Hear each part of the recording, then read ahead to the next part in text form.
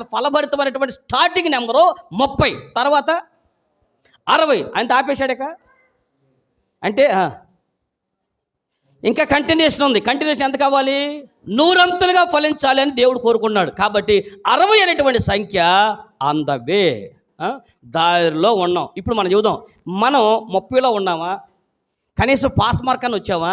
దేవుని యొక్క వాక్యమును విని దాన్ని ఏం చెబుతున్నారో దాన్ని గ్రహించినటువంటి ఆ వాక్యాన్ని అనుసరిస్తూ, అవలంబిస్తూ, ఆచరిస్తూ ఎప్పుడైతే నీ జీవితంలో నడవగలుగుతావో అప్పుడే నీవు నిరంతలుగా ఫలిస్తావు. కానీ ఇశ్రాయేలు యొక్క యాత్రా జీవితంలో 60 స్తంభాలు ఎందుకు పెట్టారంటే వాళ్ళు దేవుడి మాట వింటారు, దేవుడి మాట గ్రహిస్తారు. కానీ చెప్పండి, దేవుడి మాట వాళ్ళు వింటారు, దాన్ని గ్రహిస్తారు, కానీ